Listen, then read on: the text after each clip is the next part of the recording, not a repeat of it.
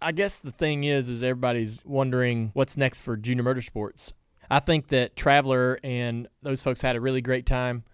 If they feel like it's worthwhile for them to put in another investment to go run another race with that car at another track, Daytona or Talladega or maybe Daytona later this year, that's to be determined. If they want to do that, we would probably do it. We'd probably just rerun it, rack it up. You got the team already. Yeah. And so that's a possibility. We'll see.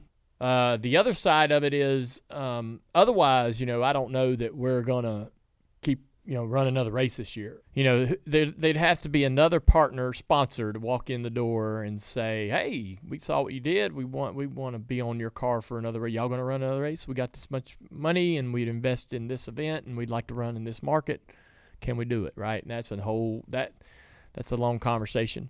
So no plans to go run another race. But did you enjoy the experience of your first Cup race? Like, I know it's been talked about for years after years. It's every offseason thing. Like everything. Yeah, it was everything. It was awesome. Yeah. Daytona's amazing. It's a great racetrack. Historic facility. It feels special. I mean, the whole process was good. Practice car, getting the car in the race. I mean, God, you're asking me to talk about something, and I've got 1,000 words in this bucket. What do you want me to say?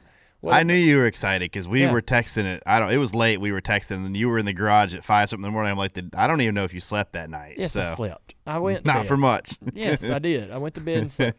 I just wanted to be there when they unloaded that's great. No, I think it's cool. I was there when they loaded it up to go home. I helped them push it back into the garage, and we put the toe shocks on it. And you know what I have that is really cool that I didn't really realize would be as cool as it is? When we ran the duel the next day, our engine guy brings me the little block with the spark plugs. So all 8 spark plugs in a spark plug case from the car, out of the car that ran the duels. And I'm going to bring it in here. I'll probably set it on the shelf. I was going to say, it's going to make it in here. And I'm going to get the 8 spark plugs out of the race engine too. And that's like something outside, we'll probably get some of the body parts and stuff and panels and put away.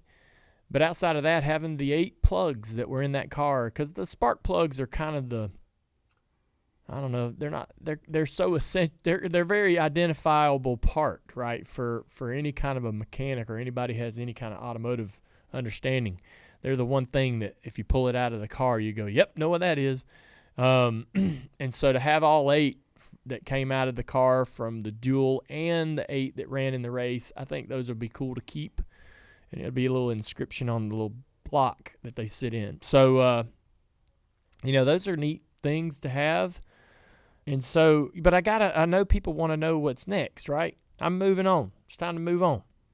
And so, it was back to reality when we got back home from Daytona. Life, comes at you. Kids are sick or trying to get up in the morning, go to school or whatever, right? And the trash needs taken out. Dogs need to be fed.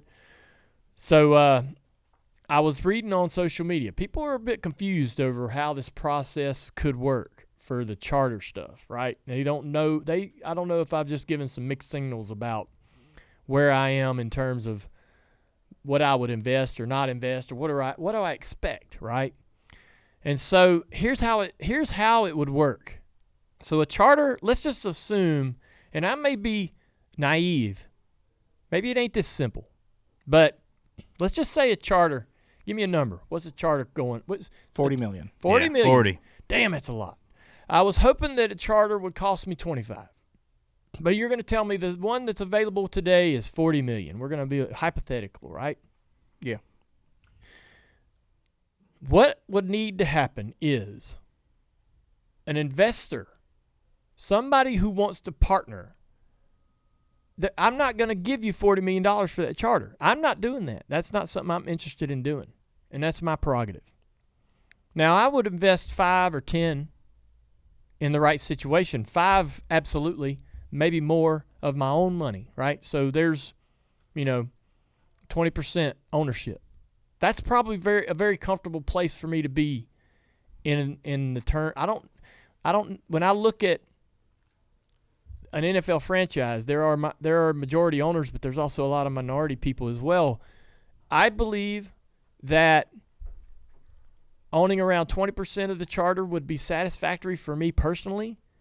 I believe that I'm also bringing to the table my sister Kelly and our history of owning and operating this race team, JR Motorsports, our success stories not only on the racetrack but in licensing, marketing, engagement, activation. I will promise you that most every single partner that we've ever had that has ever left and went somewhere else has come right back and said, y'all do it better. And so we're bringing all of that to the table. So the rest of the money has to come from somewhere else. And that has to come from somebody who wants to invest in the idea that $40 million charter is going to be $100 or $150, $200, $250 million down the road. 2 years, 10 years, whatever it is, right? Which I believe that's true. I believe that's real. I believe that's a possible. I believe I wouldn't put $5 or $10 million into this if I didn't think it was going to turn into something more. And so now the person that comes in here can't just be anybody. You don't partner with just somebody because they've got the money.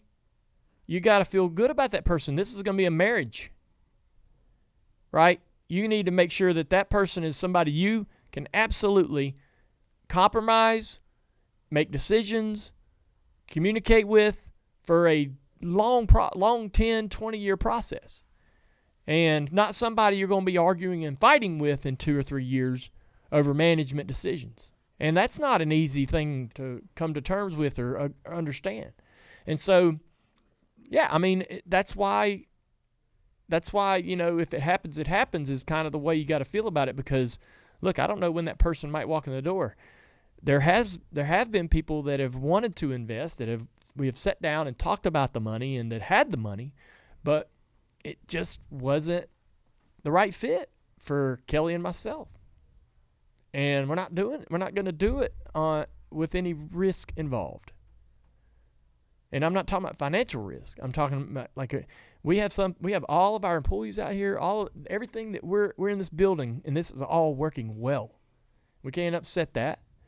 And again, we got to make sure that we're going into a partnership with somebody. We're bringing them into our deal that we can live with and love and want to be with and want to work with. And yeah, so I'm not wanting it for free.